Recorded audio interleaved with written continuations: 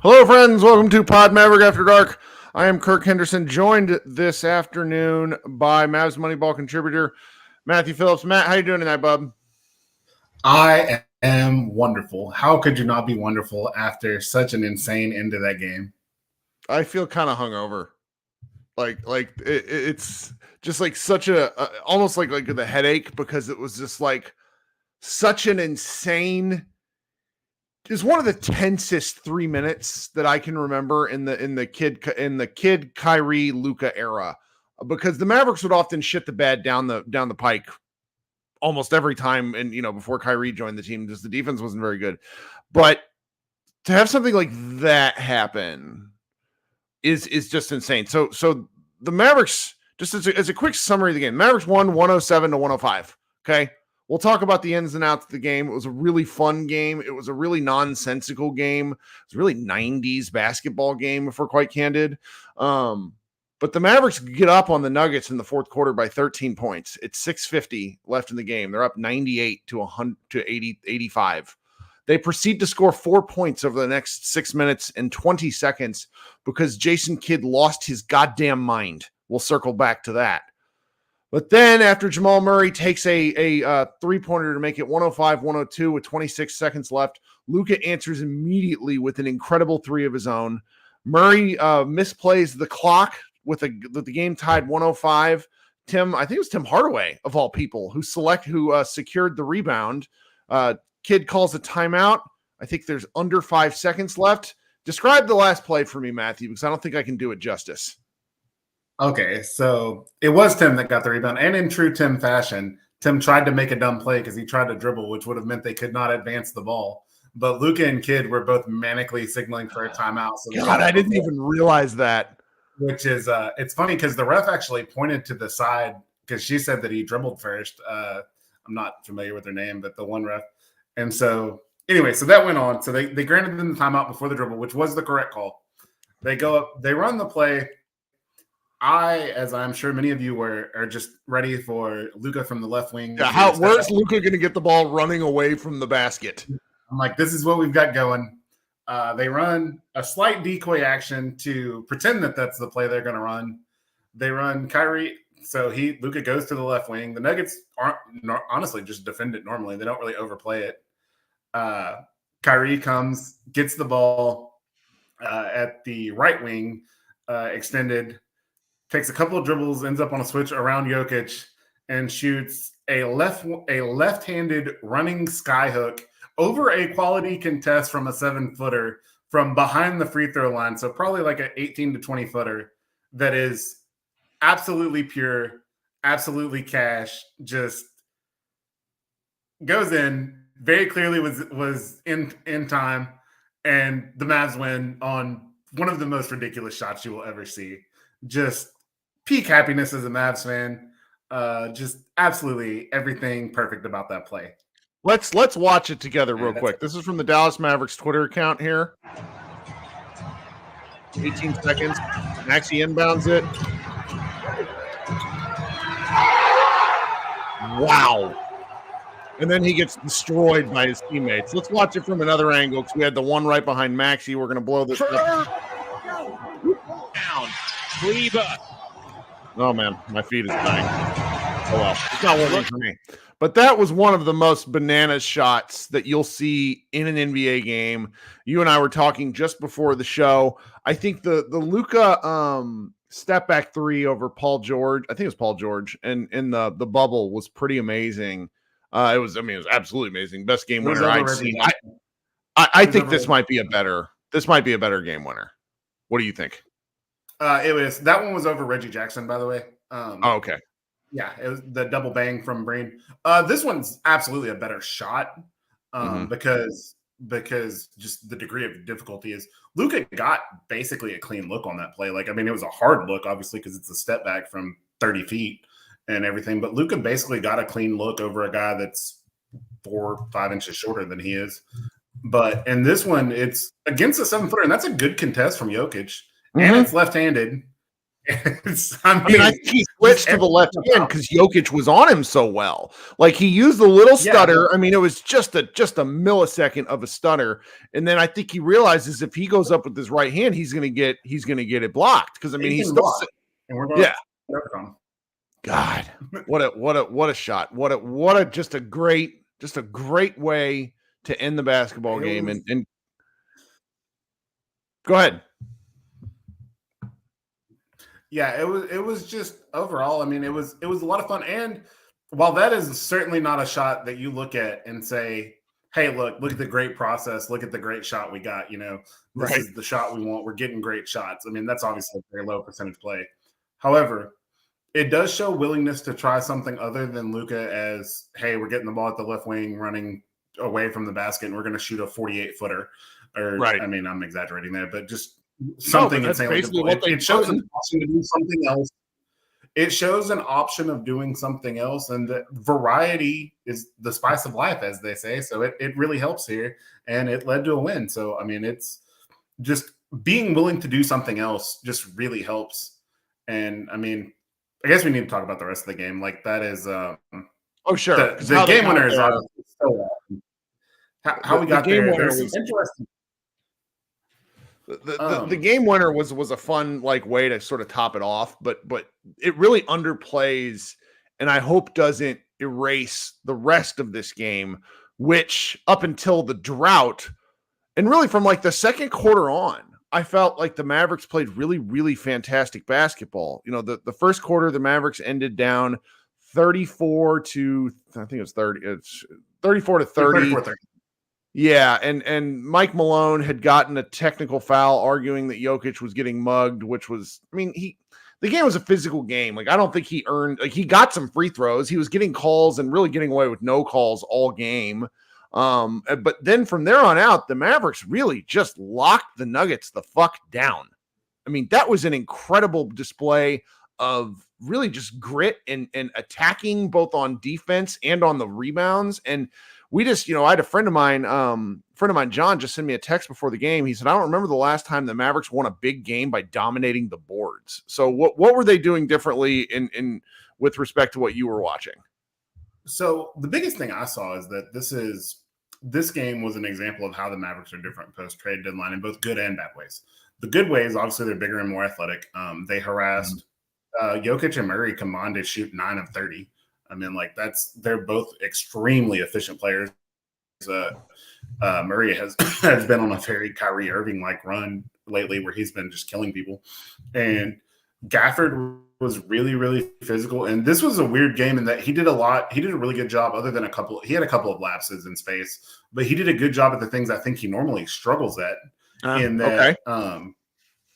He did a good job as a team defender in this game. There's the play where Gordon had Luka ISO, and Luka was honestly doing a good job, and he overhelped early, and it led to a Jokic floater, and it was really bad defense for him to overhelp early there, because he was guarding the MVP and to help that much. But other than that, and maybe one or two other plays, I thought he did a really, really good job in space. Derrick Jones Jr. was fantastic defensively in this game. He was absolutely fantastic defensively. And PJ Washington also was really good defensively, although he did struggle a little when they had him on the ball early. They had him defending the point of the attack. He struggled.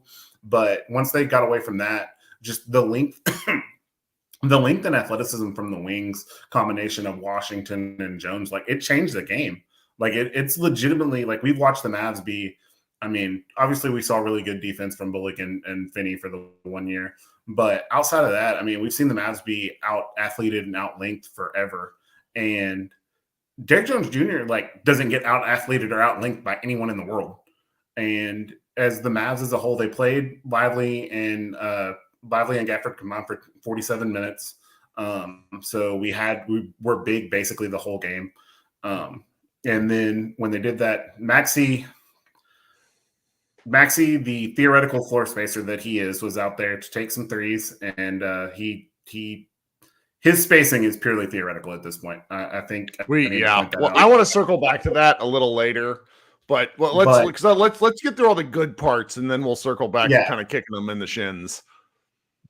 Yeah, but so again, like they are big, and they just dominated the Nuggets on the board, and they're athletic. That's one of the things. So Jokic is not a bad defender anymore. Like, he's very good at moving. He's smart in space.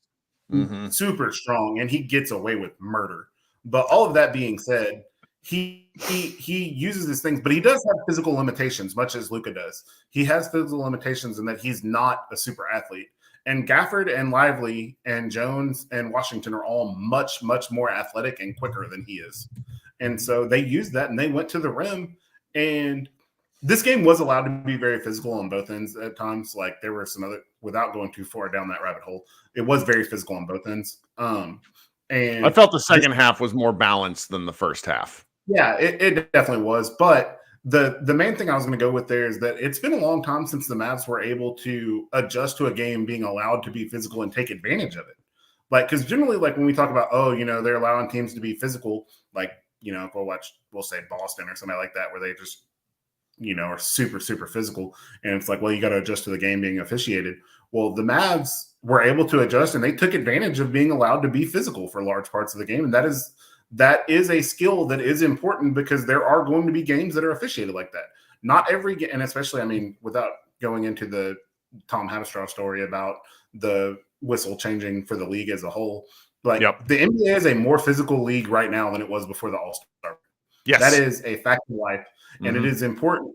Like, you can do what I do and just whine in the Slack and on Twitter all day about bad officiating, or if you're a fan, that's fine. But if you're the actual team, the officiating is what the officiating is, and it is your job to adjust to. And so this is an important skill for them to do, is they can take advantage of it. And so that is what I will say as far as the positives that I saw from that. Sure. Well, the things that I'm sort of going to hone in on to a degree, and I'm sure you're going to go right about this when you get a chance to do the stats post. The Mavericks won all of the hustle stats. I mean, all of the hustle stats that you care about that are, they won points in the paint, according to NBA.com, 62-38, second chance points, 23-6, fast break points, 19-11. It's basically a toss up between steals, blocks, and turnovers. And here's the line, and Cowboy in the chats noted this in the past two wins, and I think it's important to point out, because he's correct. The Mavericks won this game while shooting the three ball like absolute shit. They shot 25% from three. And that's the sort of thing that Kidd in particular has been jonesing for the entire time he has coached this team. Is he wants a team, I think he wants a team to win on grit and grind, and the Mavericks just haven't had the guys for it. Now, I think you can still raise the question some games about whether they have the guys for it. But tonight, or rather this afternoon, the Dallas Mavericks as a team decided to bring it.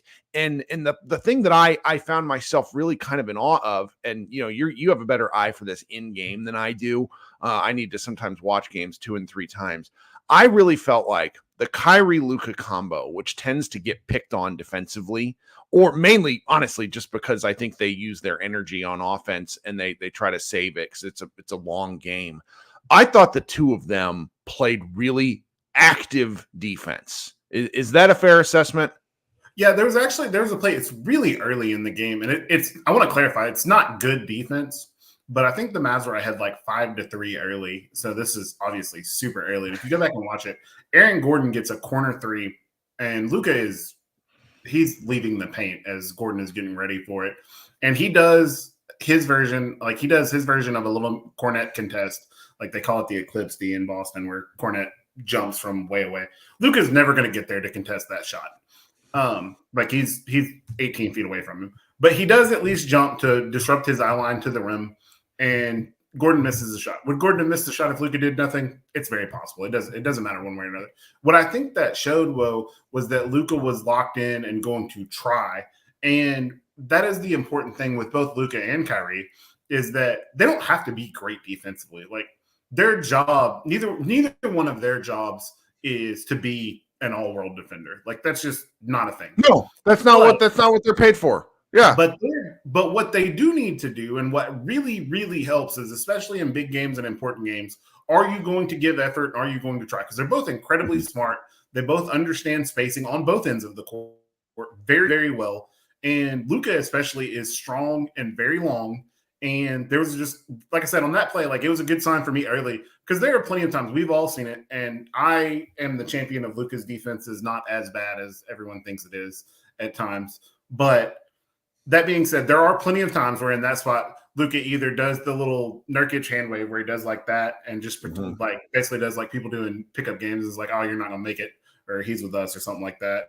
Or just turns back around and looks for the rebound immediately. Like he took 2 steps and jumped and contested the shot. And so that was to me a good sign that, hey, we're going to be. Who's that big ass center for the who's the big ass center for the Celtics? Is it Cornette? Luke Cornette. Yeah, that's why it's a Cornette contest. Yeah, it's Luke Cornette. So for people who don't know, he's like the 3rd string Celtics center he might as well be Groot from Guardians of the Galaxy. The dude is so tall and his arms are so big, and he actually contests shots, and it really does affect things. It's like sometimes I sort of expect Wemby to start doing that for the Spurs, even though he's in the paint, just like jump with his hands up in the air. It's really distracting. Like and granted, these guys are so skilled, they should be able to make most shots, but it's like, that's what defense is. It's a battle of margins. And sometimes you just need the Mavericks to play a little bit better for things to go a long way. And I thought we saw that tonight. It absolutely. And so we definitely saw that. Like that was, and again, a lot of that is, I thought PJ and Jones were both very, very good defensively. And I thought Exum was solid defensively. This was not one of his better defensive games, strangely enough, but I thought he was solid. He's fine. He always is going to be in the right place and do the right things. I will say to the people in the chat, it's a little much to call Richard Jefferson a scrub. He was a very good player for a while. He was a scrub at the end. He had the best post championship dunk of the Mavericks era that sadly didn't count for bullshit reasons. You remember? He also had my favorite. Yes, I do. But I also, more like for me, the thing I will always remember about him is hilarious is back when they let one NBA player per team play on the in the celebrity game. He played and he's out like 0 for 5. Like he missed like 5 shots, but he very clearly went out there and said, "I'm going to win the MVP." Of this game. And every other NBA player that did it played like Luka does in the real All-Star game. And I just remember him just running out there. It was hilarious, but that's one of my funnier moments. But yeah, I mean, like I agree with you that Jefferson says some crazy stuff. All of the commentators say dumb stuff. Sure, because not all of them watch basketball games. That's the dirty secret of commentating. Oh, Michael Wilbon hasn't watched a game in 20 years. I mean, you had Wilbon out there saying, "Oh, give the ball to Tim Hardaway. That's what the Mavs are missing," which makes it super obvious that he hadn't watched the Mavs game in 2 months. It's incredible. It was incredible. So, anyway, okay. We'll go. Well, let me take a short break here, and then I want to let you continue to pontificate, because in the comments that we have a lot of fans noting that they're glad that you're here. They must get tired of me and Josh. Okay, so while you guys are here, if you could do me a favor and go ahead and like the stream real quick, that would be very helpful. We got almost 400 people here from the YouTube. It says we got a 600 from Twitter, but that's because the Twitter metrics are broken. But, the like and the subscribe is something that I would be very, very grateful for if you just have a minute. Those of you who are listening on an audio stream, feel free to leave us a review. We got a lot of good reviews on Apple and on Spotify, and, it's just something that I would really appreciate. Now I'm going to do a quick insertion of a ad for audio listeners. But everybody's hanging out here. Once Matthew kicks off here, probably in another 10 or 12 minutes, I will, or even shorter than that, depending on what Matthew's time schedule is like, I'll kick over to our second post-game show where you guys can come up and hang out with us. So, stay tuned through these ads, and Matthew and I will be right back. Okay, I cut you off mid-sentence. So what else did you want to talk about? The other big thing on this is, like, if you look at the game, and this is going to it's going to start off with a good thing, but then it's going to transfer to the negative side of the trades. The Nuggets were 12 of 28 from 3. The Mavs were 9 of 35. Like, we've been talking about the shooting. The Mavs didn't make a 3 other than Luka and Kyrie. Luka and Kyrie were 9 for 22. Everybody else was 0 for 13. So Which shot was the worst? Was it Dante Exum's airball 3 that looked like it got caught in a breeze, or Maxi Kleber shooting from the right wing going over the rim but still missing the backboard? We're gonna go with theoretical floor space or Maxi Kleber's over the rim, you're right. and off the backboard, or not off the backboard. Just it wasn't the greatest. But the point I was gonna go with that is, like, I've seen a lot of stuff where it's like, the Mavs are gonna make shots. The Mavs are gonna make shots. I'm not sure that they are. Like, if you look at it, the Mavs starting lineup right now is Luka, KYRIE, Jones, Washington, and Gafford. That's Luka and KYRIE, who are both great shooters, and then 3 people who can't. Like, it's just, I mean, like, we sit there and, I mean, it's always fun to be like, oh, the Mavs will make shots, and we think that because, the Mavs have always made shots. But if you look at it, they're not the same players. Like, Gafford's obviously not a floor spacer, and nor does he need to be. He does a very good job of what he's doing. Then you look at it and you're like, okay, well, PJ is – I think the shot will get better, but I don't think it'll get better until – not in this season. No, I think that, yeah. Season to go home and fix it. And then Jones was hot early, and I mean, like, he'll make some sometimes, but if your offense, like, if your game plan is, aside from Luka and KYRIE creating their own threes or threes for each other, if it's like my role player, the guy I'm counting on to be my primary shooter is Derrick Jones Jr., you're probably not going to be a great shooting team. And that is an adjustment that they have to make. And they have. Like, today, one of the things, like, we give Kidd a lot of crap, and it's deserved for the most part. Tim Hardaway Jr. played 15 minutes. He didn't deserve to play anymore. That's what, yeah. Like, that's the time you want. That is exactly what I want from him. I basically want him to be the old Davis Bertans role, which is you get to come in, you get up your 2 heat check threes, and if they don't go in and you're doing dumb stuff, all right, bud, come have a seat with me. Enjoy these seats that would be extremely expensive if you bought them on StubHub. But since he doesn't, I mean, he went in and they played Maxi, I think, because I think they played Maxi a little too much right now. And I do think it's important to remember when they went to the Western Conference Finals, Maxi broke during that regular season too. Like, Maxi went through a stretch. I don't remember exactly what it was, but I remember writing about it. Maxi he made like 4 threes over like 25 games. Oh, yeah, it was real bad. Was like 4 for 45. And then the playoffs came out and he had the game where he made 8 against Utah. And yeah, he hit more. Yeah, he hit more against Utah than he did the entire month of March. I remember that. Yeah, like, I just remember that it was crazy. So there is, if you want to have the crazy hope, there is the hope that he turns back he changes from theoretical to reality floor spacer Maxi again. But right now, I mean, like, you just look at it and it's like, okay, well, where are the made shots going to come from aside from Luka and KYRIE? Obviously, your first answer is Tim. I don't enjoy seeing Tim on the court right now. To Brandon in the comments, Maxi's solid defensively. They needed him tonight. Maxi had to play some tonight because Maxi was extra size against Jokic.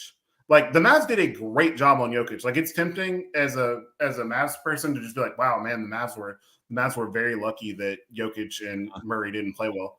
And there is some of that, but the Mavs also did a good job of making it really hard for them. And part of that is they always had size on Jokic. And there was a play in, I believe it was the third quarter, which the Nuggets ended up making a 3, but they ended up with a switch with KYRIE on Jokic, and then the Mavs did a scram switch with Maxi going to take Jokic and KYRIE going to somebody on the perimeter. I don't remember who. And just in general, like, I do understand that tonight it was important to have the extra size available, and because they kept Lively off of Jokic some, because Lively struggled. Lively had a very good statistical game. I think it's 14 and 8 on like 7 of 8 shooting, despite the fact that he struggled to catch some passes. Like, he had like 3 or 4 plays that he should have finished but didn't catch.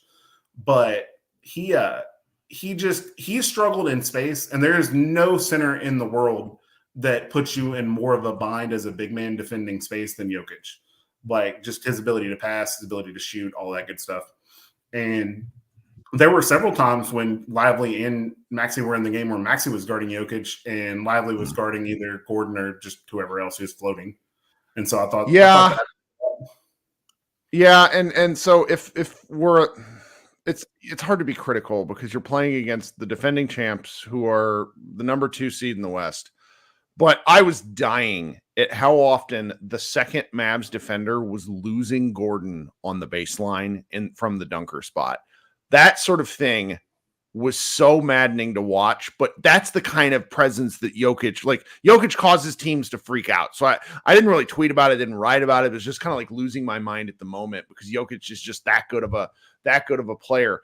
I will say, one of the things, God, I had a good thought and then it left my brain, which is just sort of how these games go. Oh, I know what the thought was. I'm happy that Kidd didn't go small. Like that was the thing I was worried about before the game because Kidd's just his tendency is to go to what he knows. And what has worked for the Mavericks in the past is going small, but they match size with size. And yes, it freaked me out for the fourth quarter, but they also did it in the third quarter when it was still it's just the offense wasn't dying on the vine at that point. I really think the Mavericks have enough skilled size. And really, if you're like frustrated by PJ's offense and Maxi's lack of shooting, I do get those things. But I am in games like this where the possession count is probably lower. I am more tempted to try to win with size than I am with offense and just overwhelming firepower. What do you think? I completely agree with that. There's actually a play with PJ in the third quarter where he came out and he got a ball and he had an open 3 on the wing and he didn't take it and he pumped and drove and shot his little floater and he missed his little floater and then he got the rebound and he made a little putback. That is one of the things that I do enjoy is that the Mavs have other options now aside from just keep shooting threes, and if they don't go, you are absolutely insane, Ollie Mavs. You would not rather have Grant than PJ. But but look, when you not PJ, I think he meant more than Maxi. Okay, but yeah, I would not rather have Grant than anyone. But that's neither here nor there. The point I was going with there before I sidetracked myself is he is just a really he has other options, and he is doing so much as far as playing hard, and the playing hard is always going to be there. And for years, it's been so long that every time the Mavs lose, they got good shots. They got good shots. They got to keep taking them. And on nights where they'll be 12 of 49 from 3 and be they got good shots. They got good shots. They've just got to take them. It does feel like now they are worse shooting, but they have other ways to make up for that. And I really feel I guess the best way that I would sum it up is the Mavs are kind of going with the theory they had around Dirk, which is when Dirk was here, it was Dirk will take care of the offense, all defenders around it. With the Mavs now, the thought appears to be going towards KYRIE and Luka will take care of the offense. We will take care of everybody else will be a defensive player, and that matters. So the big thing they have there is because we've always been it's so important to surround Luka with shooting. It's so important to surround Luka with shooting, and it is because of the spacing it creates for him, and because one of his his primary talent is creating open looks. So you want to take advantage of those, but the defense is more important than the shooting because Luka can get his whether or not. This was not a particularly great Luka game. He had 37, and it sounds funny to say that because you would think, to match up the 2 MVP candidates, one of them has 37 and I want to say 11 and 3. It's oh yeah, Luka dominated that, and that's why they won. Luka missed a couple free throws late. He had that one possession where he missed a layup and then missed another little 6-footer that he has to make those. That's just a fact of life. That was you and I were arguing in the Slack about this because you go look at the KYRIE and Luka shooting tonight. They were 21 of 50 from the floor. And these are two guys that have absolutely thrived and frankly dominated on efficiency. And the fact that the Mavericks won this with those two playing less than efficient basketball, it's not a criticism, it's just a statement of fact. And the rest of the Mavericks being so fucking terrible from 3-point range is really kind of insane. But the thing I would say with that is we always focus so much on the Mavs and what affects with them. Warren Sapp used to say the other team gets paid too. It's important to realize. I mean, the Nuggets are the best team in the world. All due respect to the Celtics. All due respect to the Celtics. The Nuggets are the best team in the world. And specifically, they have the Mavs. They're a bad match. It's weird because they're both bad matchups for each other. Yes. we're going to go super nerd here, but it's kind of like if you did the Pokemon games back in the day, ice and fire type Pokemon were both bad for each other because ice melts fire, but fire also melts ice. And so that's where you go from there. And so because the Mavs can put the Nuggets in really, really bad places, but the Nuggets also, like, they're so big because, Jokic, Porter Jr., and Gordon that's a huge front line. And especially the way the Mavs weren't playing, they were sagging off. And I think that's part of why Luka and KYRIE were less efficient. But that's just it's like I said, it's a spot where they both put each other in really bad spots because Jokic is a good pick and roll defender, but you don't want him in 1,000 pick and rolls with KYRIE and Luka. And so I also think the Mavs are about to close on a really big run. So it gets real rough. And I think the Mavs are going to close on a run. I think they're pretty clearly going to be the 6th seed. It's got to be the goal, right? Yeah, I think it's 6. They're 2.5 behind the 5th seed. I don't really think they're catching New Orleans, but I think they're going to go on a run. And because the schedule lightens up pretty easily, they have like 2 more really hard games. But I think they're going to go on a run. I think they're going to get in the playoffs, and then when they get in the playoffs, you're going to have two of probably, I'm not going to go into numbers, but 2 of the absolute best shot makers in the world and long, athletic, rangy guys around them. And that gives them a puncher's chance against anybody. And I think this game was a great example that they can play a playoff style game and do really well. I think that's right. I do. I think that is right. Okay. It's about a half hour. I think this is pretty good for the coverage of the game. Do you got anything else before I head over to the second show? Nope, that's all I've got. Everybody have a good night and go back and watch the game winner. Being a sports fan is to enjoy the great moments, and this was one of them. Yeah. Oh my God. It just so was. We're working on a post at Mavs Moneyball. I want, I love the reactions to the shot. I love the shot itself. I think they said in the post game that was KYRIE's 2nd game winner. Which it's probably like definitionally like kind of like a walk-off game winner type thing with no time left, because KYRIE's played too much basketball for that only to be his like 2nd kind of game winning shot. But that was outstanding. We should be talking about that for a while. Like that was a heck of a lot of fun. You're the man. Thank you so much for hopping in last minute. Josh had something pop up, and it's really funny. Every time Josh doesn't do these shows, we always get like an outstanding basketball game, and then after the fact, he's like, "Man, I wish I could have talked about that." But stay on here, and Matt, I'm going to kick over to Mavs Party, and then everybody else hang out. And those of you who are listening on the audio stream, look for Mavs Party at some point on Monday afternoon. Matthew, thank you so much again. We will be right back. Everybody hanging out on the live show. Thanks, guys. Go Mavs.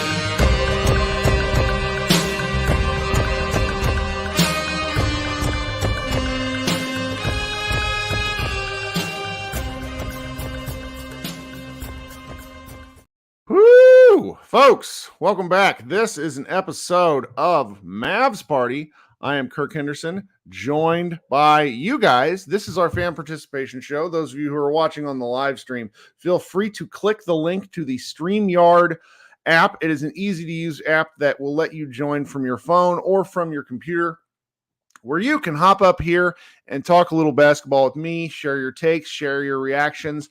Really, we can kind of talk about anything. My favorite was after the game, my wife is sitting next to me. She's holding our baby, and she goes, "Well, shit, I guess you have to go do 2 shows now, don't you?" Which is correct, because we should celebrate a game like this. All right, I see 2 folks already hopped in, so we're going to get right to them. We're just so everyone understands, I try to go to folks both in order, but if I see a new name, I'm going to bring that person up first. But first, we got my guy, Mr. Dang. We're not talking late at night. Isn't that great? How you doing, Doe? Hey, let me pause it real quick. Pause it. What's going on? Okay, I had YouTube going, and then Oh, I had sure. yeah. No, completely understand. So- welcome. What are you thinking? We lucked into it. I mean, there's so many ways we could have lost it, and it's still same Maxi thing. You know, I'm like, Oh, come on. You didn't like that even a little bit. I'm ready to hire Hitman to take out THJ and Maxi. Not kill them, just maim their feet a little bit for the rest of the season. Just like you want to go, like you want Kid to get Nancy Kerrigan is what I'm hearing. Oh yeah, especially Kid. You know, That's very dark. Now it's 3 people, not just 2, and then take out Nico while you're at it. Y'all are amazing. We need to. All right, tell me what it was. It's got to be bad for everybody's hearts for that KYRIE shot though, because I'm glad. Like the Luka made 3 was like probably it'll get underplayed, rightfully so, because KYRIE's shot was pretty amazing. But Luka had been ass for about 5 solid minutes. Now I know Luka super fans, don't get mad at me. The man missed bunnies. The man missed free throws. He was pissing me off. Don't be mad at him. Be mad at Luka. I was pissed at Luka. And then he just comes out, and this is why you give the ball. This is why a guy like that is a killer, because he wants all the you ball. Luka super fans, you need a spanking in the ass, because obviously you love him too much to call him out. You know, no superstar deserves that kind of godlike appreciation. You know, it's ridiculous. But his 3-pointer was amazing. I agree. Like it's the kind of like oh shit shot that you're looking for. And then Murray. Go ahead. Yeah, no, go ahead. I'm sorry. Well, and then Murray goes down, and Murray had just been torching us. I think he had 12 points in the fourth. Which he only had 11 before the fourth quarter. So that's he was just killing Dallas, and for him to miss that shot was pretty damn remarkable. Matthew pointed out that everybody's favorite Mavs player, Tim Hardaway Jr., tried to take the dribble after getting the rebound, which would have stopped the advancement of the ball. But it's really, I just had a great time. The fact that they drew up a different play was just astounding to me. Shocking. Yeah, and I don't think anybody would have been. Honestly, if KYRIE would have missed that shot, I would have been like, okay, 4 seconds guarded by a huge guy. It's it is what it is. I mean, and KYRIE had, he had 3 for 8 in the first half. He came out and missed 3 wide open 3-pointers. I mean, wide open 3-pointers, and you could tell he was pissed. Just because they're wide open.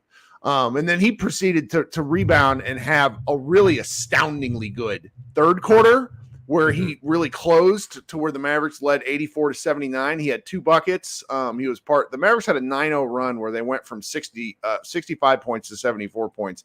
KYRIE, I think he assisted on 2 of the makes and then had a make himself.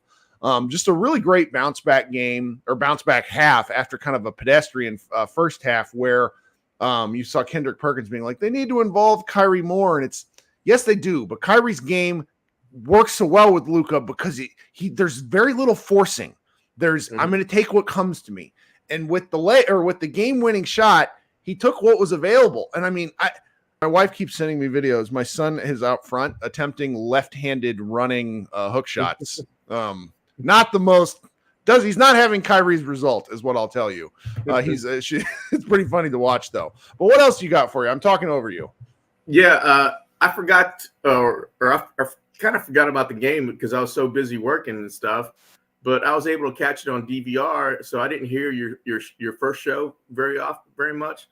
Yeah. But the rebounding was the thing that really kept us in the game. The level of effort on the rebounding was amazing, especially against Denver, who has size. I was really impressed.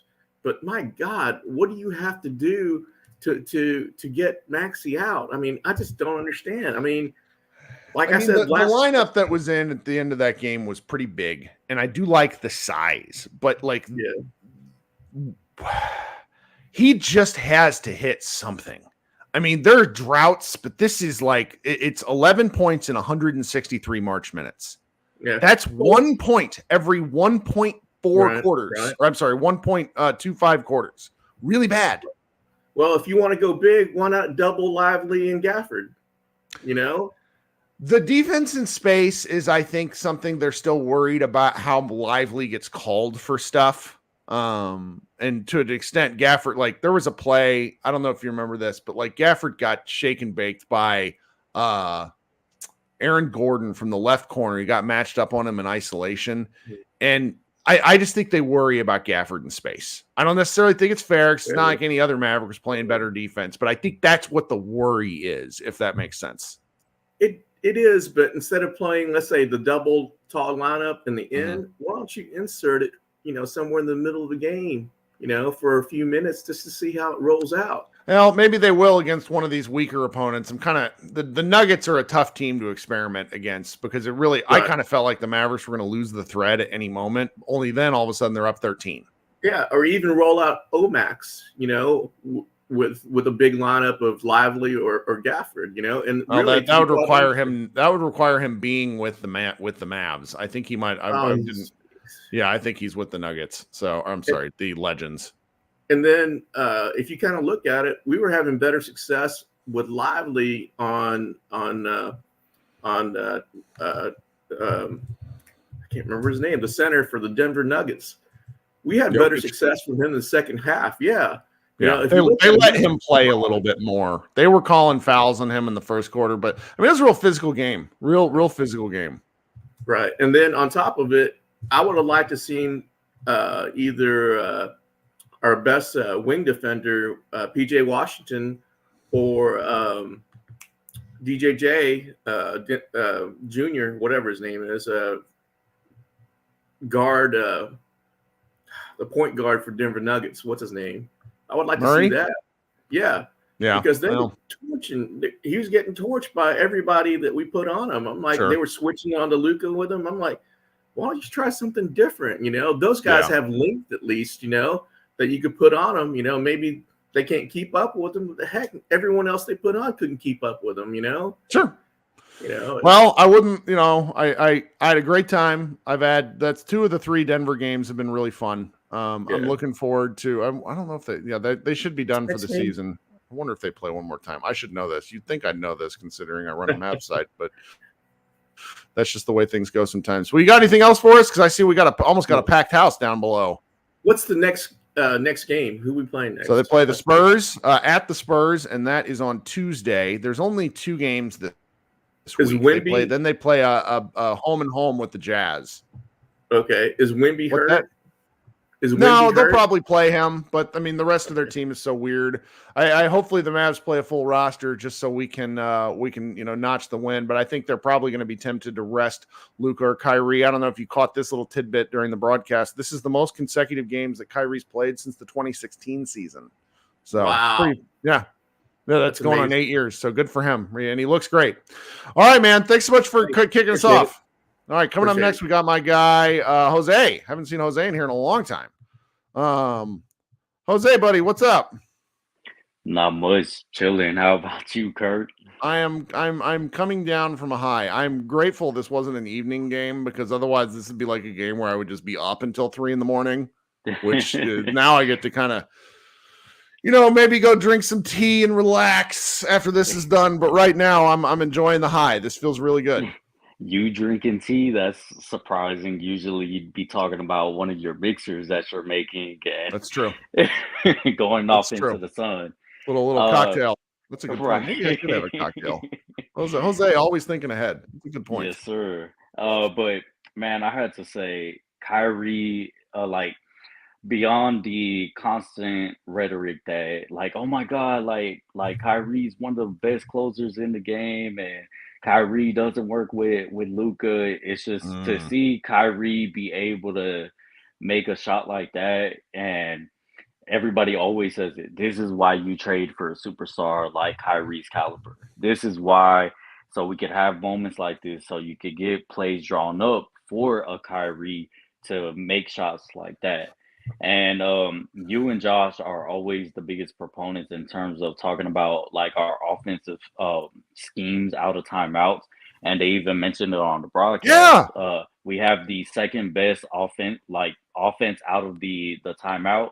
And it makes me beg for more drawn up plays. I think you and Josh also said like, hey, like Luka and Kyrie, you don't have to draw up plays for them, but drawing up plays for everybody else is kind of essential at this point. And given how PJ Washington shot hasn't been falling, it's kind of like, well, I would love to see PJ like cut more. I would love to see DJ cut more because those are two very athletic players that we have. Sometimes, like these two are the most athletic players we've had in a long time. And Sure. to kind of sit them idly by on the 3 point line is kind of a waste of their talent as well. Like I've grown a infinity for DJ just because of the little things that he does, whether it's guarding on the perimeter, whether it's switching, rotating last minute to maybe get a block or get a steal. Just the way he runs to the basket, if he knows the three is probably a little bit too late in the shot clock to take, and he just drives at the rim. I love to see that.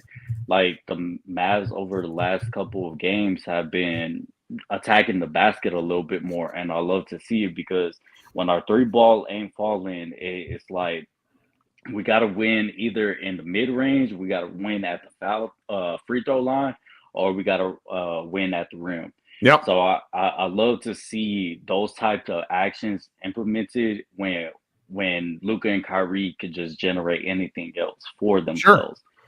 So defensively, one of the problems that I have with watching the Mavs lately is like I see a lot of tendency to overhelp for Luka and Kyrie, and that's because, like Matthew said, like we just want them to try, and when Yep. they're not trying, like that overhelp really kills us. So when they are trying, like, hey, we could ease up on overhelping. We could let Maxi sit in the paint. We could let Lively sit in the paint. Gafford Mhm. sit in the paint, or even THJ, even though he's oh my God, THJ.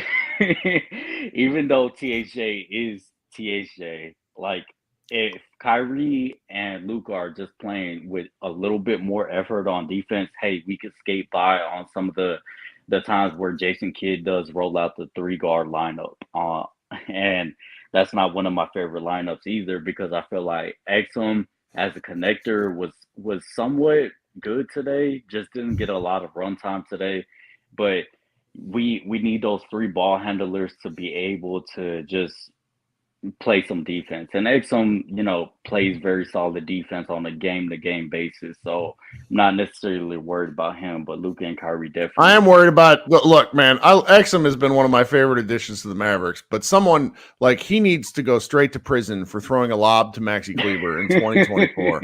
Like that play almost ended me. I was like, what is happening? It wasn't the Jaden Hardy one to Gafford.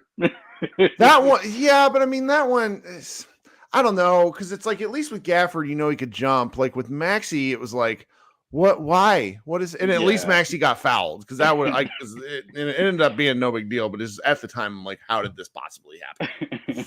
So Also, speaking of Hardy, he had some runtime, so yay, I guess. I think Kid yanked him pretty quick though. I think he Yeah. made a defensive mistake not getting back, and then he was out pretty quick after that. So it's Right. little stuff like that. I think Hardy will clean it up because it's the effort when he's locked in. It's just getting back on defense is a team problem, and the Mavericks did pretty good today. So this is nice to see. Just a quick little more tidbits. I love when this Mavs iteration gets out and plays in pace. I love the fast break opportunities because I feel like they could just do so much more as opposed to the half court offense when we're just dependent on Luka and Kyrie to generate some offense. Like it's just so fun to see PJ just throw it down to Gafford, and Gafford just goes up with contact, finishing at the rim. And also Derek Lively, for being a rookie, he's really adapting quickly to guarding like the Wembys, the Jokic's. I can't remember how fair he did against Giannis in the paint, but like y'all mentioned length on the pod before this, but just Lively putting his hands up, defending a Jokic, that has positive reaction. Also, if we're gonna like make Maxey a stretch five, even though he's god awful in the last I don't know how many games from three, like let's say Lively, you know what, you got it today. let's have you hit some threes because they release a lot of practice videos of him Right. shooting threes. So it's like he cannot possibly miss worse than Maxey did. right. Overall, this is a great win. Thank you to the Kings losing to Jalen Brunson last night. Thank you, Knicks. Did you see that? Did you see that move that Brunson pulled? That one that was social. Like that was one of the mean. That's like something you do in pickup ball, where he just catches the guy looking. So good, so good. Man, Jalen Brunson is a beast, but I'm happy that they got the win last night against the Kings because that helps us. And also thank you to the Phoenix Suns for playing little to damn near no defense at all against the Milwaukee Bucks without Giannis today. So exactly all right. in all, thank you, KYRIE, and let's go Mavs. Thank you, Kirk, for having me up on stage.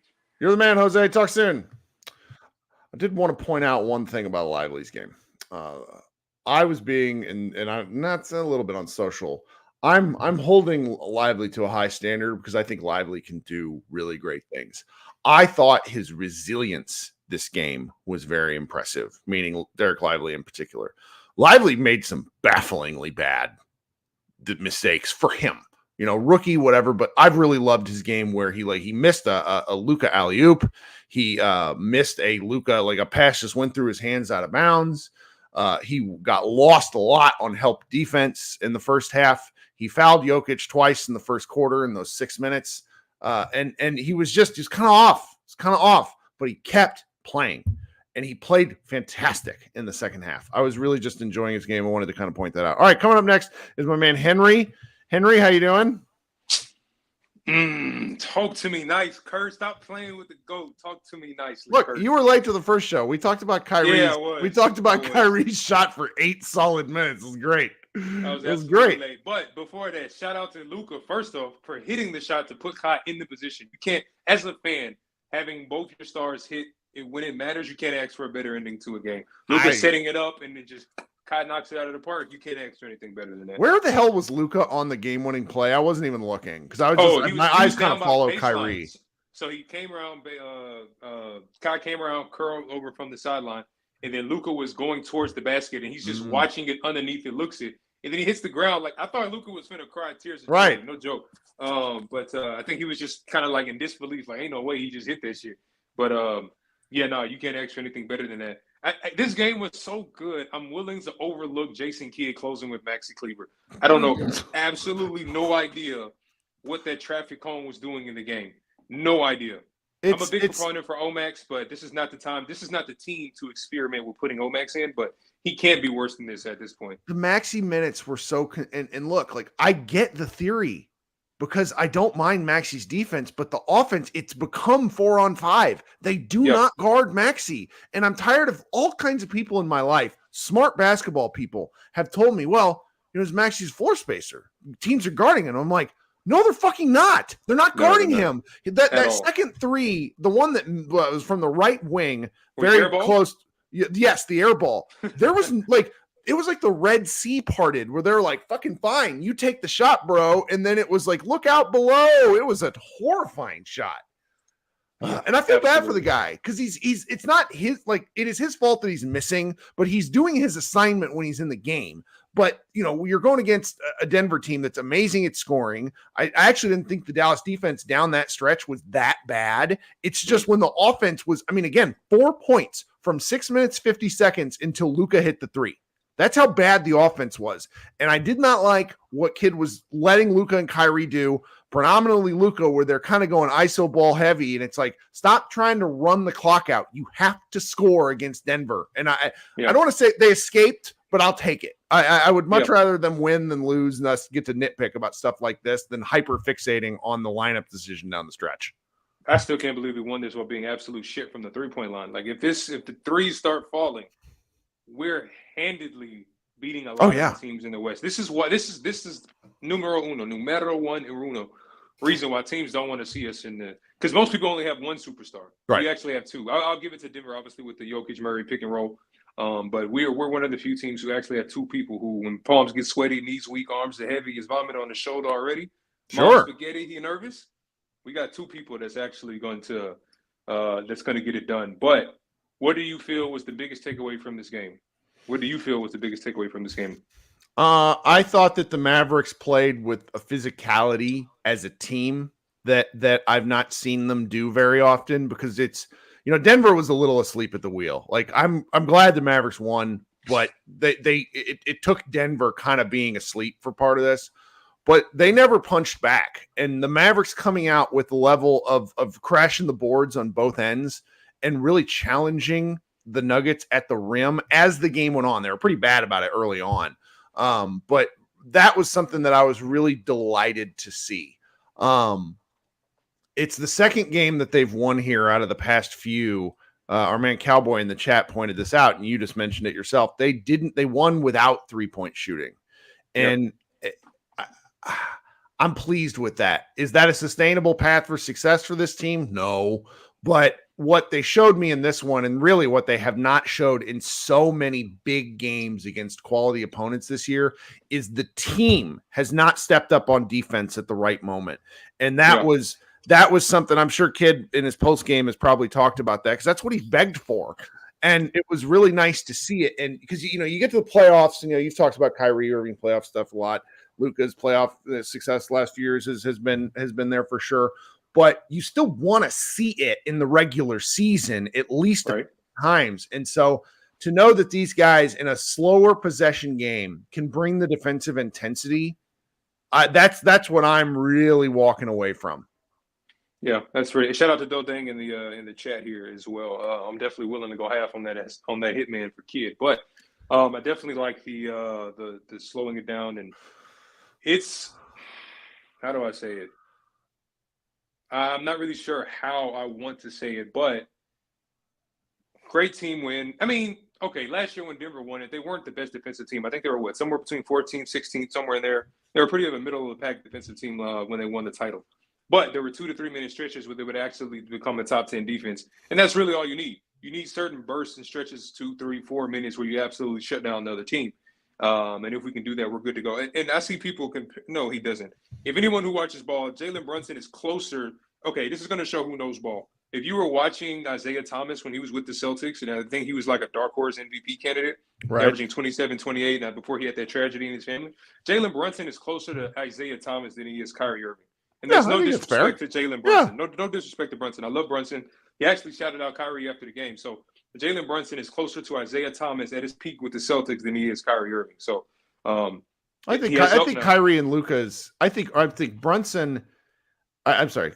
Luka and Brunson's games are a little too, like, they're stylistically more similar than I think people want to admit, because it's kind of more herky jerky, whereas KYRIE's game is still very, very fluid. Doesn't and I think, like, Irving requires the ball less than Brunson does to be effective. Like, that's and they're averaging almost the exact same stats when Brunson's usage is close to Luka's is the number one option.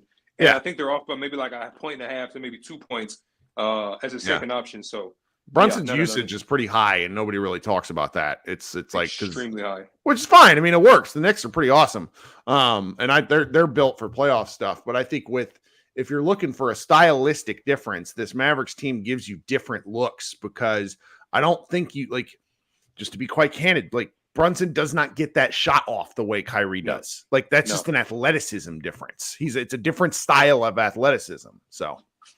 Yep, Shay, dang, that's the one thing I'm going to disagree with you. You said Brunson for president. Get out of here. But shout out to him, though. Real game, recognized game. Shout out to Dame. Shout out to KG. Shout out to everybody that's obviously giving it. But do we become the 6th seed now? I think there's a path. The Mavericks need to not fuck around. And that's where I really still am concerned, because those 2 Kings games are basically going to be the decision point. They have 5 games ahead until those.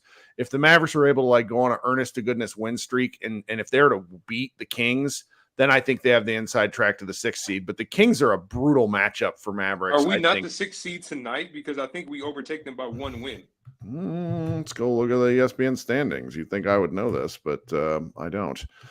let's see here. Pull We up win right we've now. already won the season tiebreaker with the Suns, so if we come down time, we get the advantage. The Kings have beat us twice is part of the problem right now. So we're tied with them in the standings, but we have played one more game than the Kings. But yeah, we're sitting at 7th. It's Kings, Mavericks, Suns are all tied at 8.5 games back from the Pelicans. With Fantasia. No, I did not cry, but I definitely yelled in my fucking office. Yeah, and that's what I mean. There's been like 3 or 4. I'd be curious. Somebody can probably tell me this if there have been any other Mavericks games winners during the Luka era, because number one, it's not like there are that many opportunities for game winners, but it was just that one. And this is what Matthew and I talked about. I found the bubble up until this shot, the bubble game winner over the Clippers was probably my favorite one because it was just so damn ridiculous. Yeah. But this was the highest degree of difficulty game-winning shot that I can remember in period, kind of in like the recent NBA history, because it's again like these guys are so damn skilled. So it's not like KYRIE goes out and takes left-handed running hook shots. Okay, no, like that. That was a last second. That was like such a last second. Like, oh shit, I'm gonna get blocked. And it was just it's great. I loved it. I loved it. Yes, it's absolutely so amazing. I do think we have unless the Pelicans fall off, I don't see us getting the 5th seed. The 6th seed, sure. I think is pretty handily ours, only because I'm sure you've seen it. Our schedule, after Sac and the 2 Golden State games, we pretty much have a pretty easy schedule. We can easily end the game, end the season on about a 10-game winning streak. And if you look at Phoenix's schedule, they got Boston, Cleveland, like. Phoenix's schedule is absolutely brutal. So I think they're going to be in the play-in team. I think we go ahead and secure that 6th seed, and then we let the chips fall where they may from there. As long as we don't run into Denver before the Western Conference Finals, we'll be again in the Western Conference Finals. So that's it. Strong takes. Thanks for coming once again, always. Have a good day. Okay, coming up next is Krishna, and then we're going to go Brandon. Krishna, what's up, man? What do you got? Kirk, how are you? I'm okay. I was bitching during the first podcast. Like I have almost like a post-adrenaline rush headache from that because it was just such a crazy finish. No, I 100% agree. I watch at my desk, and my desk is like kind of it's at stand kind of a semi like waist level. Mm-hmm. I literally fell out of my chair, and I was just like my hands were like this, and my head was like this on the desk after the shot. This team just doesn't win games in a normal way, whether it was 3-point shooting team or now this paint dominance team. I don't know what it is, but, I get it. There's a lot to be frustrated with about this game. Of course, I'm not going to sit here and say. I really don't. Like, there are elements of the offense the Mavericks just didn't play well. No, for sure. No, go ahead. Yeah, I mean, that's what makes this game so ridiculous is that they won anyways. And usually we're just so used to the Mavericks only winning during a series of prescribed, these things have to happen for Dallas to win. Like Josh Bowe's flow chart, where it's like, are the Mavericks hitting their threes? Yes, they're an NBA title contender. Are the Mavericks missing their threes? No, they're the worst team in the NBA. Yeah, I mean, to go an entire game, we're not like, it's like not even one, right? Mm-hmm. If you said, okay, 1 of 13, I kind of believe 0 for 13. Not a single other player hit a 3 that was not in Luka, KYRIE. Like that is an insane thing. I can't think of another team where that would happen and you would be like, oh, okay, it's fine. Right.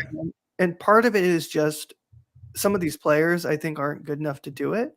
And part of it is just that this roster has changed even just from the beginning of the season. Like this is a very different roster. People will say, okay, like 2 trades, how much does that change? But it changes a lot. Like it changes a lot of this roster. I mean, I was looking at Jokic's stats. Jokic's worst games come up against really good centers. Like 2 of his worst games are against the Heat. And, for as much as, we did well against Bam Adebayo is still an all-level defender at the center position for as short as he is. And yes, I agree with you. Lively definitely struggled in the first half. But the thing I've always felt like that makes Lively so good is his ability to learn and improve in situations. Yes. And you saw that in this game. Like he improves in game. Like that's the thing that's so crazy to me. Usually you see things like over the course of a series, over the course of months. Lively kind of figures out what he's not doing great at and improves enough to where it makes a difference. I was somebody in the comments was like, oh, you need to be lighter on Lively. But basically what I was trying to get across was in the first half, he was getting his ass whooped on defense. He just was. And in the second half, the Mavericks stopped getting crushed at certain points. Now, why is that? It's because Lively was playing a little bit better defense. He just was. I mean, it wasn't all him, but enough to where you feel comfortable with him going back in there. It's great. I love being able to say, I wonder how he's going to respond. Not, oh shit, this guy's out of the game now.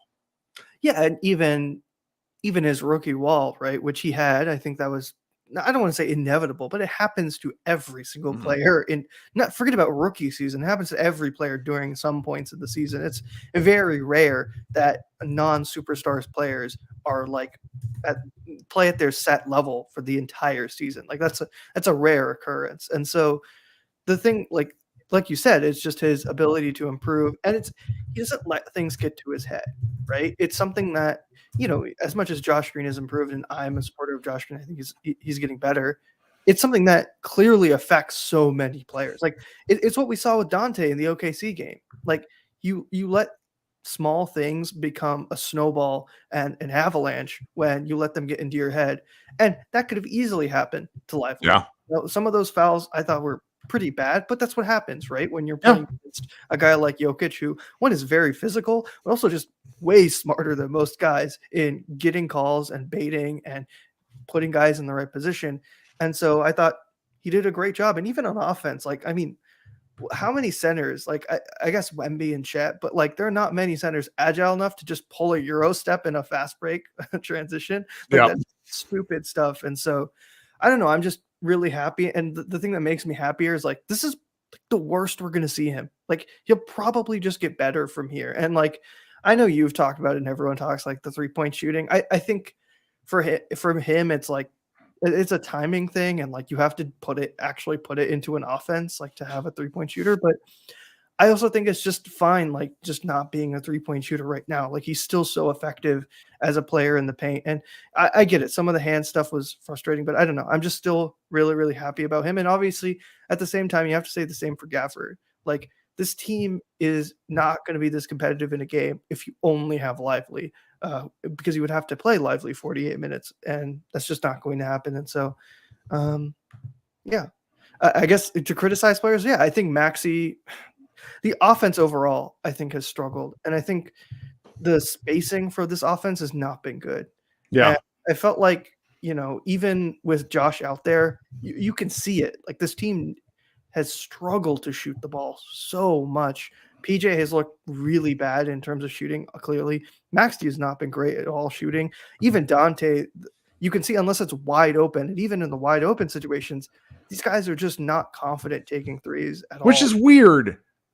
Why are you not confident? There's nobody near you. It's become this syndrome where it's it's so funny to me because it's they take so long to decide if they're going to shoot it when they should just shoot it. If you miss at that point, just shoot it. I think people and everyone would just be less frustrated if it was far more reactionary, right? Yes. And it's the thing that I think keeps Tim somewhat relevant to this team. And in a way, I think what makes Hardy a little different is players who just shoot their shot, even if you want them to or not, it's kind of rare. We like to think that every player, when they get the opportunity, is just going to chuck it. But clearly you look at this team, that's not the case. And so, I get it. That is clearly an issue, but you have to be able to, again, if you're not going to be able to shoot the three, you have to score in the paint. And this is not the only game, obviously, but it's encouraging that this team has at least been able to circumvent that struggle, which is it's a struggle with really good paint offense. And then even defensively, you got bad games from Jokic and Murray, but part of that is, they just didn't have good games. But part of it is you had to play pretty good defense at points. And, credit to them and credit to the guys. I still think, to me, obviously, there's always going to be places to improve and there's always going to be areas to improve. But I think it's something I felt like this entire season. This is almost like a redo. It shouldn't be, but it feels like a redo where this would have been a good roster in Luka's second season. Yep. A very talented roster that can grow in with him.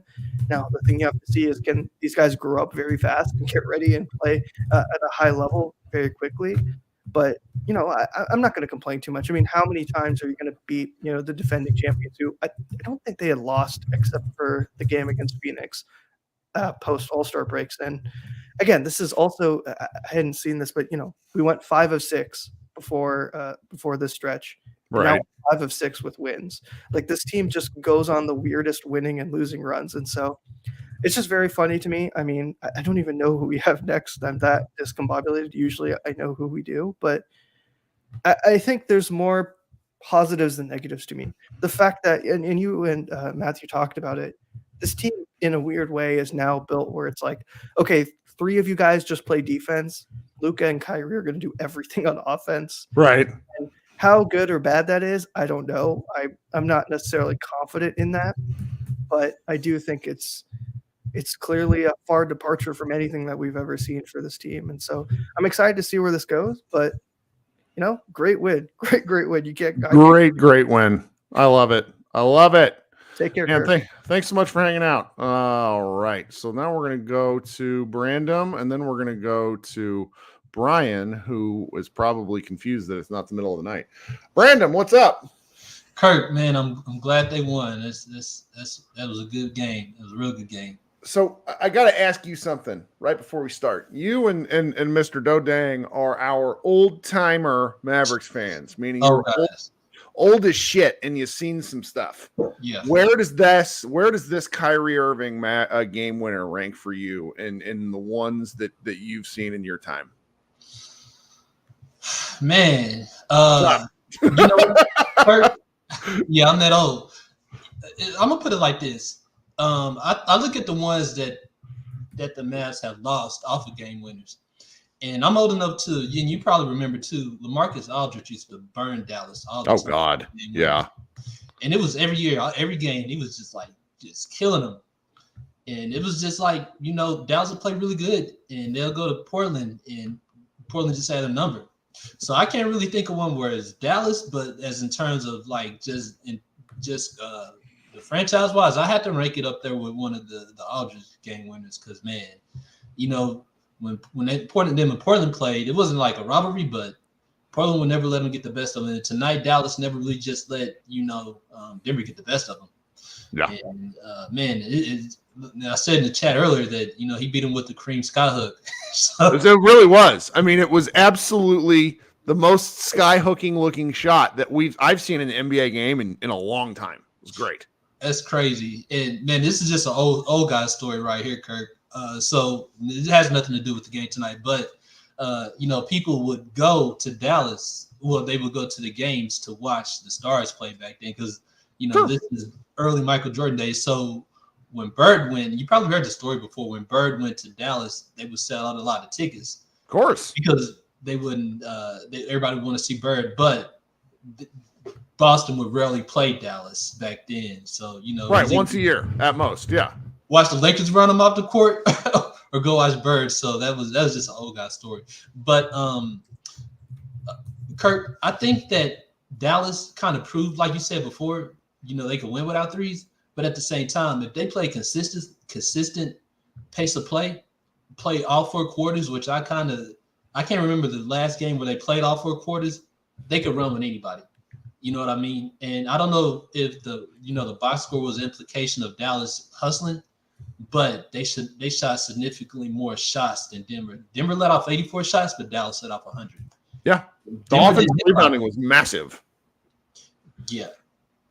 Dallas didn't hit a lot of threes, but Denver didn't hit a lot of threes either. So it just seems to me that, Dallas putting more effort into playing on both ends of the court was the implication of them being able to kind of, come out on top and just be in it for, all 4 quarters as opposed to having to play comeback. Yeah. Oh, yeah. It's nice. It's very nice. And now we get to go on with the rest of our day, and it's not the middle of the night. That's the part that I'm most pleased with. I could watch a lot more 2:30 basketball. So, and our friends overseas also got to see a lot of this game live. I think a lot of them were staying up pretty late, but they're not staying up till like 5 a.m, like some of the crazies that I've talked to over the years. Well, you got anything else for us, my man? No, that's it, man. I'm just hoping that they, kind of look at the box, well, look at the tape and say, hey, we need to hustle a little bit more, and kind of that's Right, that's our niche right there. I kick Kid in the shins a lot because he frustrates me, but this is a lot of what he's been talking about, where he's like, you guys have to play like this. If you play this way, the team's not constructed to do it over 82 games just because of the stylistic way the guys play, but I'm glad to see that they can do it. Are you surprised to hear, well, and this is what they said on the radio. Are you surprised that Kid has not had a technical all year? Oh, yeah. I'm mad at him. That's one of my things he needs to fucking do. Like, I'm sorry. Like, this basketball, I know this is a job, and I know it's a long season, but one of my biggest consistent Kid gripes is I don't think he goes to war at the right times for his team. He's great at calling challenges. Yeah. He is getting a little bit better about calling timeouts. He's great at out of timeout stuff, but I want to see him absolutely go to bat for Luka once in a while because it's Luka's wrong a lot on a lot of the stuff he complains about, but every now and again, he's not. Yeah. I love it. So, all right, man. Thanks so much. We'll talk soon, okay? Thank you, Kirk. All right. Coming up last is Brian. Brian, were you confused that the show's been going on for a while? What's going on, dude? No, man. I actually had something I needed to handle first, and then I was like, all right, let me check and see if the stream is still going. Did you have to go practice a left-handed running skyhook for like a half hour? I wouldn't blame you if that was the case. That's really what I wanted to do. Yeah, I got like 5 of those up in my backyard real quick. I went 1 for 5, but I hit that one, so that's all that matters. That's all that matters. Man. What are you thinking today? I am just, dude.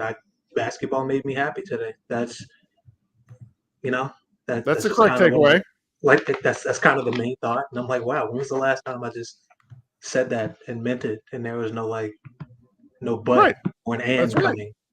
The shot was amazing. Kyrie, I actually want to give Kyrie credit, Luka credit too. To a lesser degree, but Kyrie in particular, just for like the defensive effort from like the start of the game, those dudes were locked in, like on both ends, but on defense, like you saw early, like Kyrie had like the on-ball steal on Jokic, or he had to jump like 2 feet in the air to get to the ball that was on Jokic's shoulder and to poke it out and start the fast break. That was fun.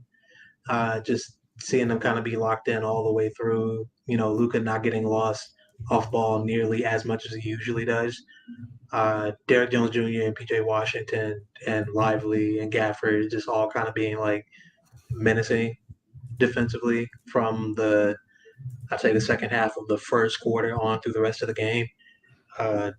Lively had a bit of in-game growth because, dude, when he gets in the weight room this summer and comes back and just can consistently finish through contact, it's going to be scary because he gave up like 6 points on just missed dunks in the first quarter where he just caught the ball, tried to slam it, and got a bump and either missed or, fumbled the ball in midair or something like that. And then for the rest of the game, he was pretty good going through contact. But him and Gafford giving second and third and fourth efforts on the offensive glass, really doing a good job on Jokic, Luka and PJ in particular on switches, doing good jobs on Jokic in the post and letting those bigs be able to roam and come in and double. There were a couple times Luka got switched on to Jokic, and I think Jokic scored both times, but Luka did a pretty good job holding his ground considering he was guarding his friend who's like twice his size. Yes. A couple of big boys running against each other. Yeah, they were just bumping against each other in the paint, having fun. So I was like, you know what, man, I appreciate the effort. But, yeah, it was a fun game. Luka, he missed so many bunnies in this game. I thought it was hard, but then he hit some big shots. He hit 3 to tie it. He had a couple threes to, keep us in the game when it looked like Denver might be slipping away with it in the third. And dude, it got to the point where I was like, all right, we getting the MPJ hits everything game very early on. He's been really good lately. MPJ has just been really good. Yeah, man, he's been really good. KCP has been one of my favorite players in the league for a couple of years now. And Luka just kind of tore through KCP like tissue paper in the second half. It was fun to watch. Kyrie was awesome. Jamal Murray was awesome late in the game like he usually is. He missed that open pull-up that could have won the game. Yeah. And then he went too early before he missed it too, which is what gave us the time we needed to get that crazy Kyrie shot. But he was still awesome. Jokic didn't score much, but like I think our bigs just did a good job against him. Like I don't want to take credit away from them, Yeah. but he still was like dominating with his passing, and yeah, our guys were keeping him off the offensive glass, which I thought was crazy. Like when was the last time I saw like 1 or 2 centers in the league? Well, they really Like, yeah, cleaned it up in the third quarter because he kind of kicked their butts in the second quarter, and then it was like that must have been a halftime like emphasis of like, guys, keep him off the glass. Yeah, and there was a lot of gang rebounding too, because I'd see them put like 1, 2 bodies on him at a time sometimes just to keep him out of there, or have someone like boxing him out and then have Lively a gaffer trying to high point the ball and knock it out of his hands if he got it. Yep. So we didn't see nearly as many putbacks because that's usually how he kills us. And he just kills teams with that because he doesn't look like he should be able to get the board at all, but he's able to use kind of his girth against athleticism to be able to body people. Well, and also like one of the things that I don't get that people still don't understand about Jokic, he's still an NBA athlete. He's a good athlete. You see him get the ball and go run with it in transition and lead the break. Like I saw Derek Lively run with him on one of those, and sure, Lively was faster than him, but not by much. And then when he's going up and he's high pointing the ball, that is I don't care what they list him at on the official NBA stat sheet or whatever. That dude is like 7'2". He's 7'2", jumping up a decent amount, going to get the ball and high pointing both his arms straight up in the air. Like, dude, that's really difficult to keep him from killing you on the offensive glass like that. And we did. And I'm just really proud of our guys. Aaron Gordon got away with a couple crazy travels, but he still had a good game too. Like he was killing us on backdoor cuts and stuff like that, where Luka or PJ or somebody was falling asleep. But no, man, I was just enjoy this win because there's only 2 games this week. You got to revel in these. We're getting closer and closer to the end of the season. You got anything else before we head out of Dodge? No, first real statement win of the season. We got a lot of easy games coming up. Let's wrap They this can't up. fuck around. They just cannot fuck around. They cannot. All right, Home everybody. team. Brian, you're the best, man. Thanks for leading us out of here. Of course, brother. Thanks for having me. All right, if you guys would do me a favor and head over to MavsMoneyball.com, we got a lot of content up about this game. I asked for somebody to do a post specifically about KYRIE IRVING's shot, which I just posted during this, which is why if I wasn't looking into my camera, that's what's going on. Thank you so much for hanging out here, guys. Please like and subscribe to the show. Leave a comment on the YouTube after you're done. You guys are the best. We will be back on Tuesday night. Everybody enjoy this good start to your week. Go Mavs.